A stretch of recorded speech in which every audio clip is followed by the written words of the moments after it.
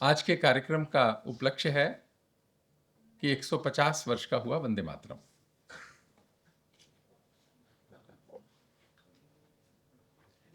छत्रपति शिवाजी महाराज के नाम पर है ये प्रतिष्ठित कॉलेज।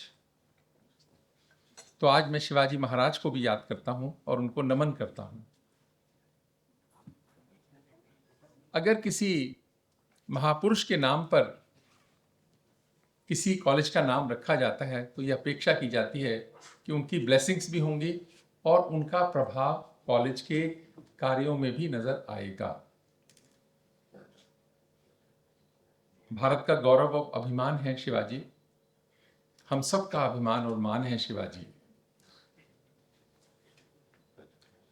और आज एक नई परंपरा शिलालेख पर वंदे मातरम लिखा गया। मैं उसके लिए पूरे कॉलेज को और प्रिंसिपल प्रोफेसर वीरेंद्र भारद्वाज का भी बहुत बहुत आभार व्यक्त करूंगा।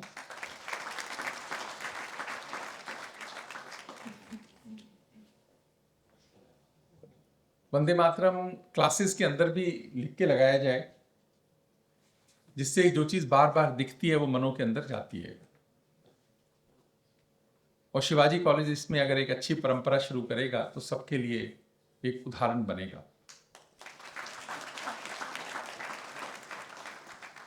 1961 में बने आप लोग और आर्ट साइंस कॉमर्स पढ़ाते हैं। 5000 स्टूडेंट्स का घर है ये। एनसीसी एनएसएस स्पोर्ट्स में बहुत अच्छा कर रहे हैं और मैंने देखा भी एनसीसी के बच्चों को कि जिन्होंने इतने अच्छे से गार्ड ऑफ ऑनर दिया। तो कॉलेज बहुत अच्छा कर रहा है। और ये जो सभागार है इसका नाम भी चाणक्य के नाम पे रखा गया। जब कभी चाणक्य का नाम आता है तो मुझे एकदम उनका वो वाक्य आ जाता है ध्यान, जो सामान्यतः हम उपयोग करते हैं कि शिक्षक कभी साधारण नहीं होता, प्रलय और निर्माण उसकी गोद में पलते हैं। पर शिक्षक को चाणक्य ने तो 300 BC में ये कहा होगा, शिक्षक को इस बात का एहसास होना चाहिए कि शिक्षक साधारण नहीं होता। प्रलय और निर्माण उसकी गोद में पलते हैं। इसका मतलब ये बहुत बड़े दायित्व का काम है शिक्षक होना। ये बहुत बड़ी जिम्मेदारी का काम है शिक्षक होना। आप सभी का अभिनंदन, बहुत बहुत स्वागत। And we are proud of Shivaji college. University of Delhi is proud of Shivaji college.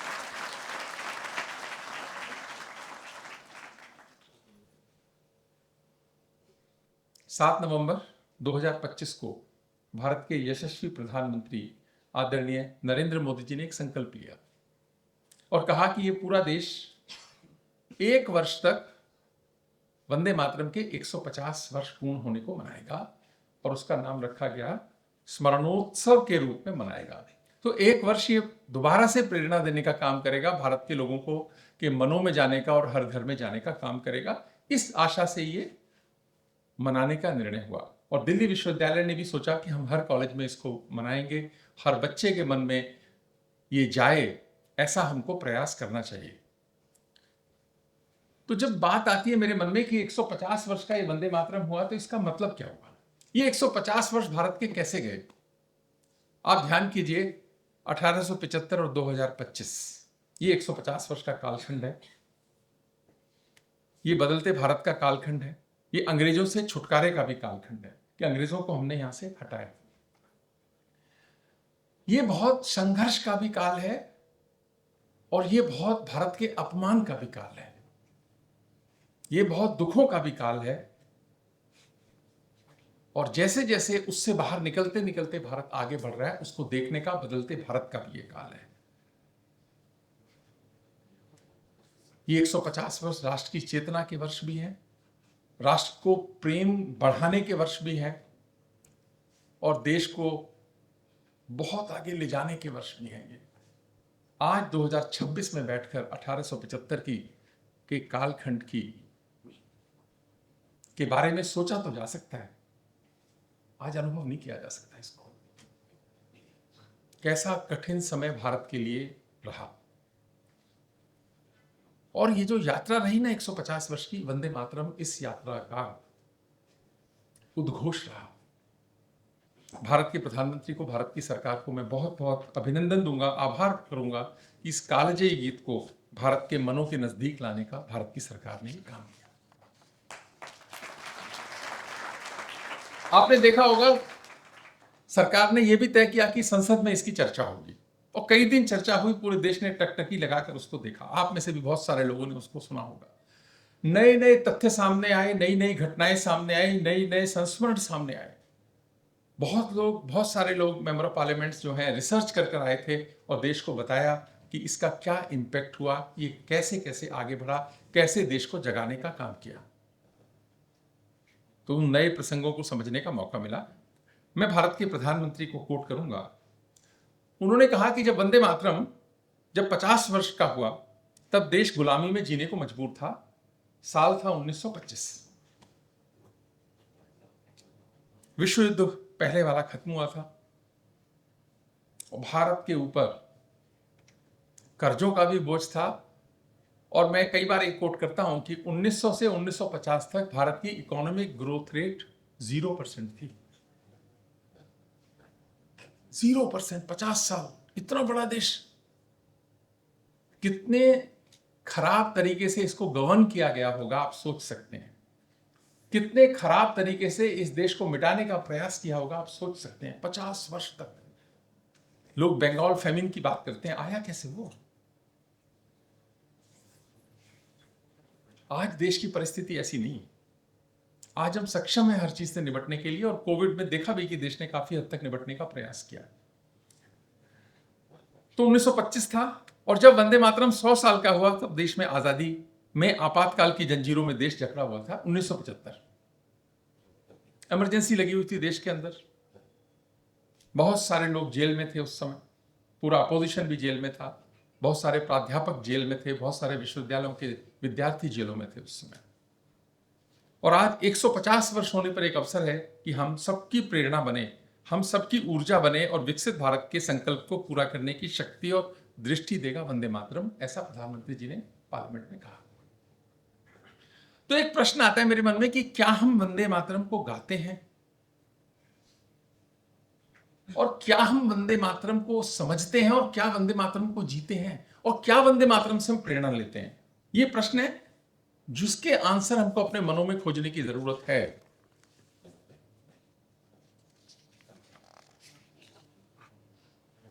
Shri Vishwanath Mukherjee हैं, उन्होंने एक किताब लिखी बहुत रिसर्च करके। किताब का टाइटल था वंदे मातरम का इतिहास। 1979 में यह पुस्तक आई।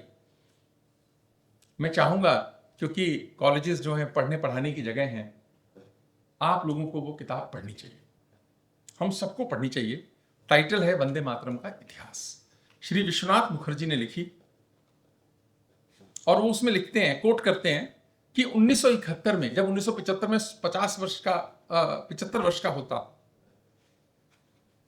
नहीं 100 वर्ष का होता, 1975 में जब ये 100 वर्ष का होता, उससे पहले 1971 में एक साप्ताहिक पत्रिका निकलती थी उन दिनों, धर्मयुग। आजकल तो शायद नहीं निकलती या कम निकलती है, उस समय बड़ी कॉमन थी और बड़ी पॉपुलर मैगजीन थी धर्मयुग। उसमें एक पत्र लिखते हुए बाल कवि बैरागी ने सुझाव दिया कि पूरे देश को इस गीत की जन्म शताब्दी मनानी चाहिए। अभी 4 साल बाकी हैं, हमको तैयारी करनी चाहिए और बड़े लेवल पर मनानी चाहिए। तो वो कहते हैं कि उस समय ठीक से लोगों को ये पता भी नहीं था कि वंदे मातरम है क्या, कब लिखा गया, क्या इसका प्रभाव था, क्या इसने किया देश में। इस पर बात होनी चाहिए, लेकिन कोई सुनने को तैयार ही नहीं था। कहते हैं 1971 क्या कहें, 72 क्या कहें, 73 क्या करें, 75 आ गया। और देश में, क्योंकि देश की तो प्रायोरिटी उस समय अलग थी, कुछ हुआ नहीं, कोई कार्यक्रम नहीं हुआ, किसी ने इस पर बात नहीं करी, और 100 वर्ष पूरे हो गए। तो कहते हैं मैं रिसर्च कर रहा था, तो करते करते 76-77 में तो मुझे पता लगा कि एक कार्यक्रम बनारस में आयोजित हुआ, सरकार ने किया। वो भी वहां के, पहले वो कहते हैं कि प्रयास लोगों ने किया कि बंगाल में जाए, कहें कि ये तो बंगला भाषा में लिखा है, बंकिम चंद्र चट्टोपाध्याय जी ने लिखा है, तो बंगाल में इसका कार्यक्रम होना चाहिए। पर किसी ने कोई सुनी, बंगाल में भी नहीं, बाकी देश में भी कोई खास इस पर चर्चा हुई नहीं। तो उत्तर प्रदेश के एक मंत्री थे उस समय के, जेल के और खेल के मंत्री थे, उन्होंने सहायता करी और एक बनारस के अंदर कार्यक्रम हुआ। कार्यक्रम अच्छे से संपन्न हुआ। तो आप ये सोचिए कि वंदे मातरम के प्रति उत्साह क्यों नहीं था 1975 में।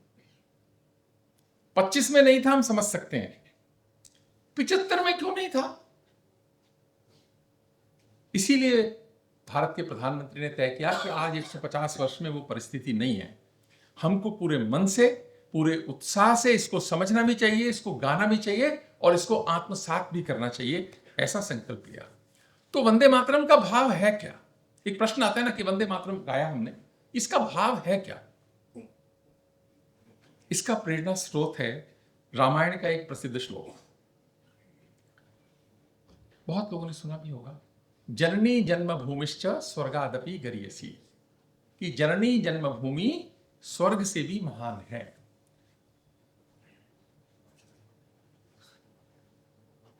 भगवान राम ने कहा कि तब उस समय लंका को जीता तो कई लोगों ने सजेशन किया कि रख ही लेते हैं इसको अपने पास, लंका को, अब जीत ही लिया है तो रख ही लेते हैं, इसको देने की क्या जरूरत है। लेकिन भगवान ने कहा नहीं, ऐसा ठीक नहीं है, कि हम तो अयोध्या वापस जाएंगे, क्योंकि जननी जन्मभूमिश्च स्वर्गादपि गरीयसी, क्योंकि जो भूमि है वो केवल भूगोल नहीं है। आपके चेयरमैन साहब तो मेरे ख्याल से ज्योग्राफी के भूगोल पढ़ते हैं और पढ़ाते हैं, लेकिन ये जो भूमि है ये केवल भूगोल नहीं है, ये संस्कृति है संघर्ष की, संस्कार और संकल्प की। ये हमारी अपनी भूमि है, ये हमारी कल्चर को रिप्रेजेंट करती है, ये हमको रिप्रेजेंट करती है। इसलिए ये इसका भाव है कि हमें मातृभूमि को अगर हम नमन कर रहे हैं वंदे मातरम, इसका मतलब है हम उसके हितों की चिंता भी कर रहे हैं। हम ऐसा कोई काम नहीं करना चाहते जो हमारी इस मातृभूमि के हितों के खिलाफ हो। हम ऐसा कोई काम नहीं करना चाहते जो इस देश के सामाजिक सरोकार को बिगाड़ता हो। हम ऐसा कोई काम नहीं करना चाहते जो इस देश में व्यक्ति व्यक्ति में भेद पैदा करता हो। हम ऐसा कोई काम नहीं करना चाहते जिससे कि कहीं भी सामाजिक कटुता देश के अंदर बढ़े। ये मातृभूमि सबकी है, इस भाव का निर्माण करता है वंदे मातरम। तो प्रधानमंत्री जी की पंक्तियां कोट करूंगा कि जब उन्होंने 150 वर्ष पूर्व होने के कार्यक्रम में समाप्त हुआ, तो तब कार्यक्रम में क्या कहा उन्होंने कि मातृभूमि स्वतंत्रता की वेदिका पर मोदमय, मातृभूमि स्वतंत्रता की वेदिका पर मोदमय, स्वार्थ का बलिदान है ये शब्द वंदे मातरम, स्वार्थ का बलिदान है ये शब्द वंदे मातरम, है सजीवन मंत्र भी यह विश्व विजयी मंत्र भी, शक्ति का आह्वान है यह शब्द वंदे मातरम। उष्ण शोभित से लिखो वक्षस्थली को चीर कर, वीर का अभिमान है यह शब्द वंदे मातरम।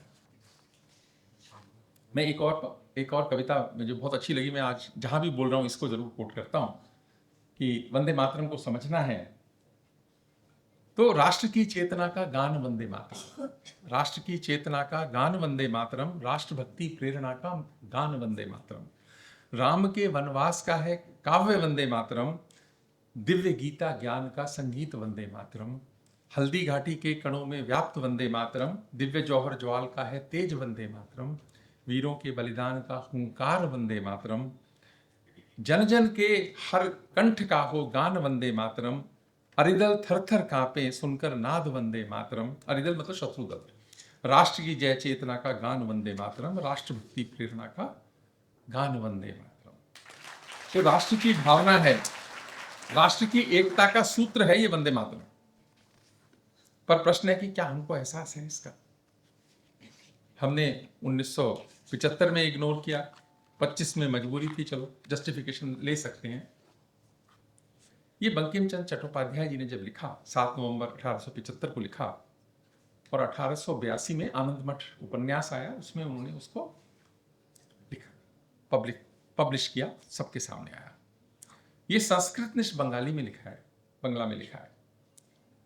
इसमें संस्कृत की गंभीरता भी है और बंगला की कोमलता भी है।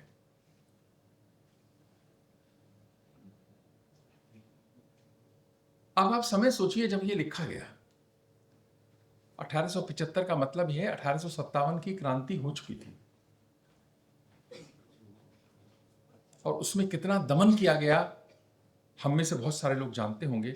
वो भारत की दुर्दशा का, दुख का और अपमान का काल था, और भारत का आत्मविश्वास धरातल पे था 1875 का जो काल था। ऐसे समय में प्रेरणा देने के लिए गीत लिखना, मैं ऐसा मानता हूं कि बहुत बड़ा कंट्रीब्यूशन है बंकिम चंद्र चट्टोपाध्याय जी का इसके लिए।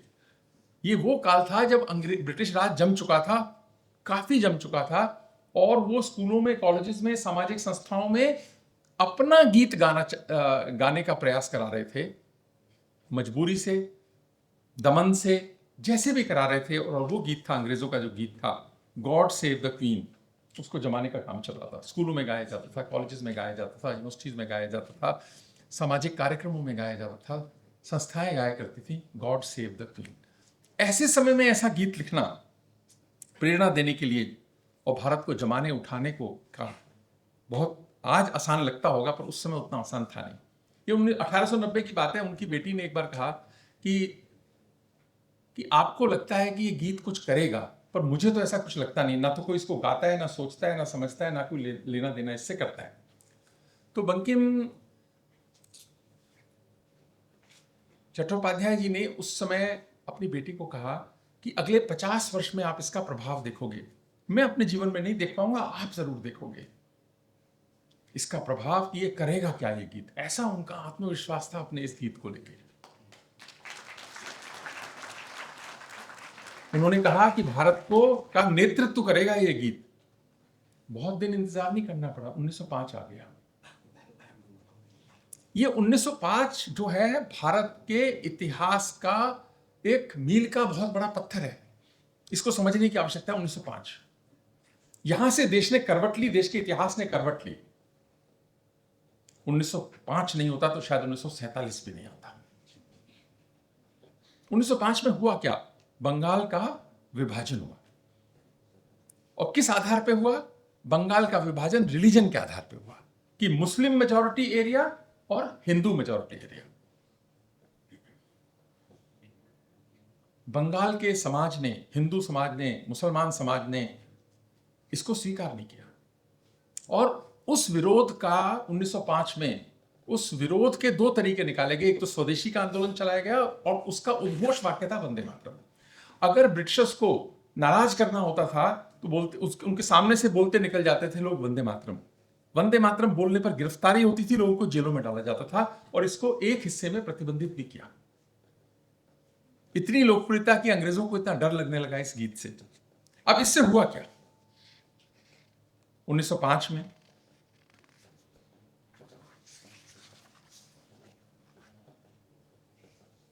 जब ये वॉइसराय लॉर्ड कर्जन ने ये बनाई, ये एडमिनिस्ट्रेटिव इंप्रूवमेंट, उन्होंने तो कहा तो यही कि हम एडमिनिस्ट्रेटिव इंप्रूवमेंट के लिए दो हिस्सों में बांट रहे हैं। पर अगर एडमिनिस्ट्रेटिव इंप्रूवमेंट के लिए बांटना भी था तो रिलीजन के आधार पर क्यों बांटा कि मुस्लिम मेजॉरिटी एरिया और हिंदू मेजॉरिटी एरिया? बंगाल में विरोध हुआ, उत्तर प्रदेश में विरोध हुआ, गुजरात में हुआ, महाराष्ट्र में हुआ, पंजाब में हुआ, सब लगभग सभी प्रांतों में वंदे मातरम के जयघोष के साथ अंग्रेजों का विरोध हुआ और लॉर्ड कर्जन को वापस जाना पड़ा। नए वॉइसराय आए। 1911 दूसरा मील का पत्थर है। 5 एक है, फिर 1911 आया। 11 में दिसंबर 12 2011, ये भी इतिहास को बनने का एक वर्ष है। उस दिन क्या हुआ? अंग्रेजों ने 2 घोषणाएं करी दिल्ली दरबार में। एक तो ये कि हम कलकत्ता से अब राजधानी नहीं चला सकते, राजधानी को दिल्ली लाया जाएगा, पहली घोषणा हुई। दूसरी घोषणा हुई कि जो बंगाल का हमने 1905 में विभाजन किया उसको आज हम खत्म करते हैं। पहले कलकत्ता से कैपिटल शिफ्ट का अनाउंसमेंट हुआ और दूसरा हुआ कि बंगाल के विभाजन को खत्म करते हैं। उनको समझ आ गया कि कलकत्ता से अब नहीं चला सकते। बंगाल भारत की क्रांति की भूमि रही है। बंगाल केवल पढ़े लिखों की भूमि नहीं रही है, राष्ट्र की चेतना जगाने वालों की भी भूमि रही है। उस बंगाल की धरती ने से ब्रिटिशर्स को समझ आ गया कि यहां से राज्य नहीं हम चला सकते, अपने को दिल्ली आना चाहिए। दिल्ली आए। आज जो दिल्ली विश्वविद्यालय का एडमिनिस्ट्रेटिव ऑफिस है, वहां पर ब्रिटिश राज कलकत्ता से उठकर वहां आया। वो जगह उसने ली और वहां से करीब 20 साल करीब चला। 6 वॉइसराय रहे उस जगह पे। पर एक बात मेरे मन में आती है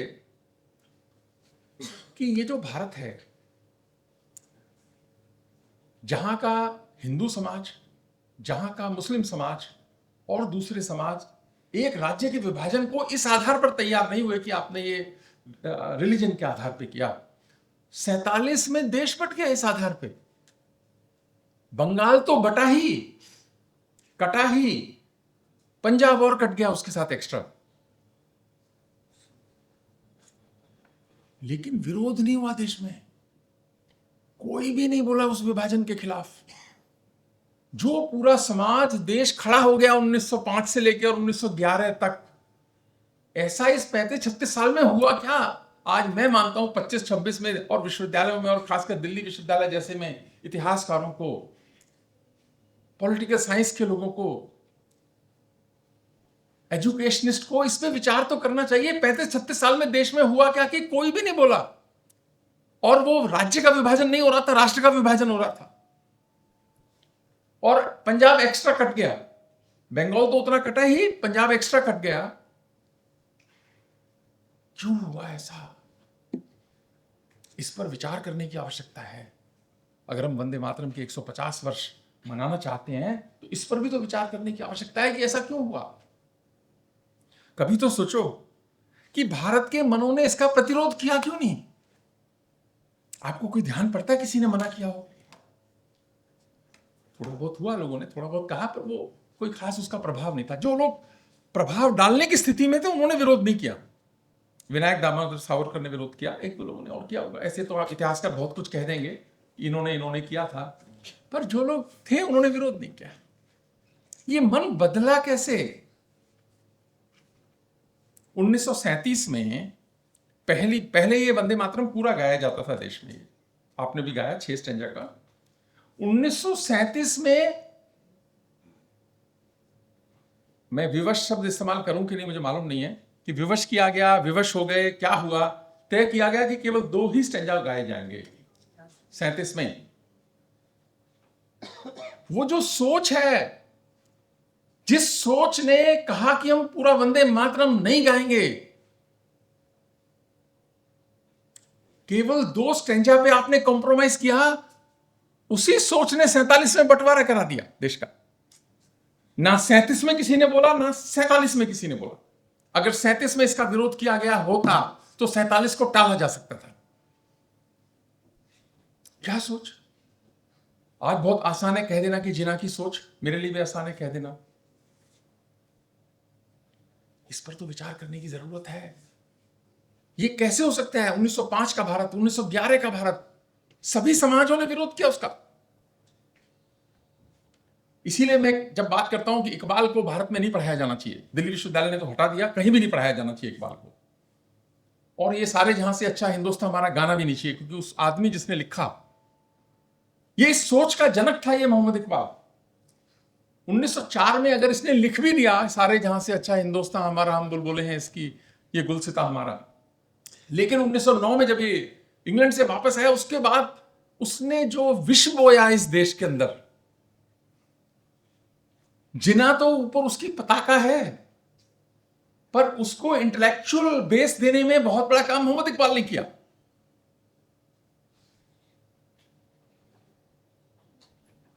और उसके गीतों को हम गा रहे थे, लिख रहे थे, ये सोच।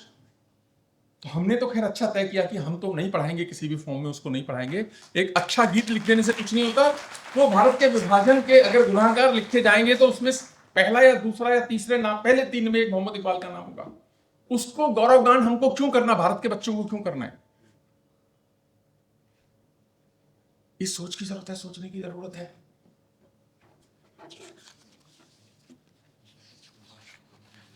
ये वंदे मातरम का उद्घोष जो था, ये लंदन तक भी पहुंचा। एक व्यक्ति का नाम उल्लेख कर रहा हूं आजकल मैं, आप में से कुछ लोगों ने सुना भी होगा, नहीं तो आज जानेंगे।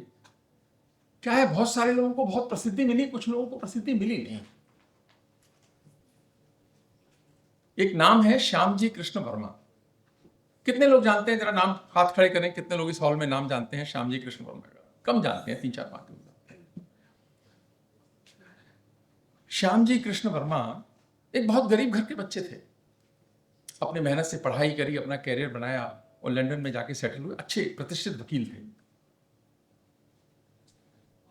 1905 में और 1911 के इस कालखंड में उनके मन पर जो प्रभाव पड़ा, 1905 में उन्होंने 3 काम किए बंगाल विभाजन के बाद।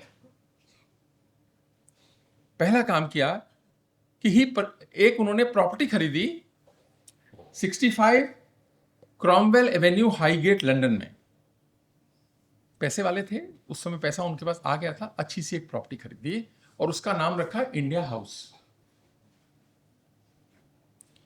हम में से वो एक फिल्म देखी होगी, पूर्व पश्चिम आई थी, उसमें जो गीत है, ऐसा कहते हैं कि वहां पे फिल्माया गया, नहीं कहा तो उन्होंने कहा जरूर कि हमने यहां फिल्माया इसको, इंडिया हाउस में। कौन सा था? हाँ? भारत का रहने वाला हूँ, भारत की बात है प्रीत जहां की रीत सदा, मैं गीत वहीं के गाता हूं, इंडिया हाउस में, वो ऐसा कहते हैं। श्यामजी कृष्ण वर्मा ने वो प्रॉपर्टी खरीदी, उसका नाम रखा इंडिया हाउस। दूसरा काम किया उन्होंने, उसी समय इंडियन होम रूल लीग की स्थापना करी, 5 मई, इंडियन होम रूल लीग की स्थापना करी। और तीसरा काम किया द इंडियन सोशलिस्ट वीकली एक नाम से एक न्यूज़पेपर लंदन से शुरू किया कि वंदे मातरम के प्रभाव से कि आज वो समय आ गया अब कि हमको अपना अपना कंट्रीब्यूशन देना है। तो उस देश के बच्चे ने, जो बहुत अमीर परिवार से नहीं आता था, उसने मेहनत से अपना किया था, ये 3 काम किए। और क्यों किया कि जो भारत से जो बच्चे पढ़ने लंदन उस समय जाते थे, ज्यादातर लोग या तो बहुत होशियार होते थे, किसी स्कॉलरशिप पे जाते थे, या बहुत पैसे वाले लोगों के बच्चे जाया करते थे। इसका मतलब प्रभावशाली लोग हैं ये। अगर इन बच्चों के मनों को प्रभावित किया जाएगा तो भारत की आजादी में महत्वपूर्ण योगदान देंगे। तो एक प्लेटफॉर्म देने के लिए वो इंडिया हाउस की स्थापना हुई। वो मदन लाल ढींगरा का भी घर था, वो विनायक दामोदर सावरकर का भी घर था, वो लाला हरदयाल भी वहां आते थे। यानी जो भी आप क्रांति से जुड़े लोग हैं वो किसी ना किसी रूप में इंडिया हाउस से जुड़े हुए थे। अब जब आप इतना काम करेंगे, ये तो है नहीं कि ब्रिटिश राज से छुप जाएगा, तो सबने सलाह दी उनको कि आपको लंदन छोड़ देना चाहिए, इंग्लैंड, नहीं तो ये आपको अरेस्ट करेंगे और बहुत तंग करेंगे। श्यामजी कृष्ण वर्मा ने छोड़ दिया और उन्होंने छोड़ने से पहले उसका इंचार्ज बनाया विनायक दामोदर सावरकर को कि ये अब आपके हवाले है इंडिया हाउस। पर विनायक दामोदर सावरकर भी वापस आए, उनका भी वही कालखंड है 1905 से 1911 के बीच वाला, 11 में। वो वहां से पेरिस गए श्यामजी कृष्ण वर्मा, और वहां उसके बाद में वो फाइनली जेनेवा में सेटल हुए। 31 मार्च 1930 को जेनेवा के हॉस्पिटल में उनकी मृत्यु भी हुई। अब जो बात मैं कह रहा हूं वो ये है, वहां पर एक सेंट जॉर्ज सिमेट्री है, सिमेट्री में वो गए और उन्होंने कहा कि अपनी मृत्यु से पहले कि मैं ना 100 वर्ष के लिए अपनी अस्थियां यहां रखवाना चाहता हूं, उसका बताओ कि आपके पास कोई प्रोविजन है क्या। उन्होंने कहा 100 वर्ष क्या करेंगे। उन्होंने कहा मैं आपको जितने पैसे चाहिए मैं दूंगा, लेकिन 100 वर्ष के लिए मेरी अस्थियां यहां रखती जाएं। MOU साइन हुआ, वो मान गए। उन्होंने अपने पैसे दिए 100 वर्ष के और अपनी वाइफ के भी पैसे दिए 100 वर्ष के। और अंतिम जो इच्छा उन्होंने व्यक्त की, मैं पढ़ता हूं आपके लिए, भारत के बच्चों को जाननी चाहिए। ये कोई बहुत बड़ा आजादी का नाम नहीं मानते रहे, क्योंकि वो कई लोग का पे ध्यान कम गया। वो कहते हैं मेरी मृत्यु के बाद मेरी अस्थियां स्वतंत्र भारत की धरती पर ले जाई जाएं। वैसे वो भी कहते रहे कि 100 वर्ष लगेंगे नहीं, लेकिन मैं 100 वर्ष का आपको देके जाता हूं कि मेरी मृत्यु के बाद मेरी अस्थियां स्वतंत्र भारत की धरती पर ले जाई जाएं। आजाद भारत से कोई लेने आएगा कि मेरी अस्थियां रखी जाएं और स्वतंत्र भारत से कोई इनको लेने आएगा। पर इस भारत को तो सोने की आदत है, कोई भी नहीं आया, कोई गया ही नहीं। जब 1975 में वंदे मातरम भूल गया ये भारत, श्यामजी कृष्ण वर्मा किसको याद रहते, वो अस्थियां पड़ी रही। 2003 में गुजरात के तत्कालीन मुख्यमंत्री और आज जो भारत के यशस्वी प्रधानमंत्री नरेंद्र मोदी हैं, उन्होंने स्विट्जरलैंड गवर्नमेंट से बातचीत शुरू करी कि हमको ये अस्थियां चाहिए, और सारा पेपर वर्क पूरा कर 56 वर्ष के बाद तब के गुजरात के मुख्यमंत्री वो अस्थियों को भारत लाए। उनका जो जन्म स्थान है मांडवी गुजरात में, वहां पर उनका एक मेमोरियल बनाया गया। उनकी अस्थियां, उनकी वाइफ की अस्थियां वहां रखी गई। और कच्छ जो विश्वविद्यालय है उसका नाम श्यामजी कृष्ण वर्मा कच्छ विश्वविद्यालय किया गया। अगर वंदे मातरम न होता तो शायद श्यामजी कृष्ण वर्मा को एकदम ट्रिगर न मिलता कि मुझे ये काम करना है। ऐसे कितने अनसंग हीरो पड़े होंगे, कितने पड़े होंगे जिन्होंने आजादी में अपना अपना योगदान दिया। ये जो गाना किसी ने लिखा ना, बिना खड़ग बिना ढाल, ऐसा था नहीं। जिसने भी लिखा बिना खड़ग बिना ढाल, ऐसा था नहीं। बहुत संघर्ष हुआ, लंबा संघर्ष हुआ। तो वंदे मातरम जब उसका उद्घोष बना, तो अभी हमने गीत गाया उसमें ना, सुजलाम सुफलाम मलय ज शीतलाम शस्य श्यामला मातरम वंदे मातरम। इस गीत को समझें, हम सभी को अपने जीवन का ध्येय वाक्य बनाना चाहिए इसको। यही भारत चाहता है, भारत की सरकार भी ये चाहती है। इसी कारण से इसको जन जन तक, हर मन तक पहुंचाने का संकल्प लिया। ये जो मेरे बच्चे बैठे हैं, मैं उनके लिए कहना चाहूंगा कि भारत ने आपको अपने सुजल और सुफल से सींचा है। सुजलाम सुफलाम, सुजल मीन्स अच्छा जल, सुफल मीन्स अच्छा फल। सुजलाम सुफलाम मलयज शीतलाम शस्य श्यामला मातरम। ताकि आप नई पौध, जब फसल पकती है तो श्याम रंग की हो जाती है, तो आप इस देश की पौध हैं। अब जब पककर जब बाहर निकलेंगे तो आप में परिपक्वता होनी चाहिए इस देश को संभालने की। और जितनी परिपक्वता की अपेक्षा है कि आप जितनी ऊंचाई पर जाएंगे उतनी गहराई की भी आवश्यकता है। वो पेड़ गिर जाते हैं जो ऊंचे होते हैं, लेकिन गहराई नहीं होती। वो गहराई है इस देश के प्राण की, संस्कार की, संस्कृति की, समझ की। ऊंचाई बहुत जरूरी है, पर गहराई भी बहुत जरूरी है। किसी ने बहुत अच्छा कहा कि हमेशा इल्जाम ना लगाया करो तूफानों पे, हैं? हमेशा इल्जाम ना लगाया करो तूफानों पे। कई कश्तियां डूबती हैं अपने ही सुराखों से, हैं? हमेशा इल्जाम ना लगाया करो तूफानों पे, कई कश्तियां डूबती हैं अपने ही सुराखों से। हमारे साथ ऐसा अब ना हो जाए, इसकी जिम्मेदारी हमारी पीढ़ी की भी है, और मेरे जो बच्चे बैठे हैं उनकी पीढ़ी की हमसे ज्यादा है। क्यों ज्यादा है वो भी बताऊंगा। वंदे मातरम का भाव है सुख का, संपन्नता का। ये जीवन को सुहासिनी अर्थात सुहास, खुश करने का, सुख की ओर ले जाने वाला है। भारत की संस्कृति और संस्कार का समावेश है इसमें। 150 वर्ष से हमें हर चुनौती से निपटने का काम कर रहा है, आगे भी करेगा। राष्ट्रभक्ति के गीतों में इसका उल्लेख आता ही रहता है। जागृति फिल्म हमने देखी होगी, पता नहीं नए बच्चों ने देखी है कि नहीं देखी, पर हमने तो देखी थी, कई बार देखी। उसमें गीत है, आओ बच्चों तुम्हें दिखाएं झांकी हिंदुस्तान की, इस मिट्टी से तिलक करो ये धरती है बलिदान की। कितने लोगों ने नहीं देखी है? सबने देखी है? अच्छा, जिन्होंने नहीं देखी आज देखना, ठीक है? अच्छा लगेगा देख के, अच्छा लगेगा। वहां पे इस गीत में वंदे मातरम का उपयोग हुआ। ऐसे ही हेमेन गुप्ता हैं प्रोड्यूसर डायरेक्टर। 1952 में उन्होंने फिल्म बनाई आनंद मठ। वो उपन्यास पे बनाई जो बंकिम चंद्र चट्टोपाध्याय जी ने लिखा। ये YouTube पर उपलब्ध है, आप उसको देखो। और मैं कॉलेज से भी कहूँगा, हर जगह रिक्वेस्ट भी कर रहा हूँ कि आप इसको दिखाना, इसकी स्क्रीनिंग कराइए आनंद मठ की। आप देखेंगे वो 1700 का काल है, भारत का दुर्दशा का काल था। कितना संघर्ष था। एक 1857 का जो कहते हैं ना कि प्रथम स्वतंत्रता संग्राम, ये प्रथम वर्ड हटा दो इसमें से, ये प्रथम नहीं था। इससे पहले बहुत संघर्ष हुआ, बहुत संघर्ष हुआ है। 800 साल की गुलामी थी, वो एका दिन की थोड़ी थी। इस कारण से इसको आप देखेंगे तो आपको लगेगा कहां से कहां भारत आ गया है। वंदे मातरम कालजयी गीत ही नहीं है, इसमें प्राण है भारत के, एकता का आधार है, राष्ट्र प्रेम को बढ़ाने वाला है। अगले 150 वर्ष भी ये हमारे देश को प्रेरणा देगा, चेतना देगा। इसको कंठस्थ करें, समझें और जिएं। राष्ट्र प्रेम का, कर्तव्य का, संस्कृति का भाव है। अंतिम एक और बात बोलता हूं। राष्ट्र की भाषा व्यापार की भाषा नहीं हो सकती। जरा समझना मैं क्या कहना चाह रहा हूं। राष्ट्र की भाषा व्यापार की भाषा नहीं हो सकती।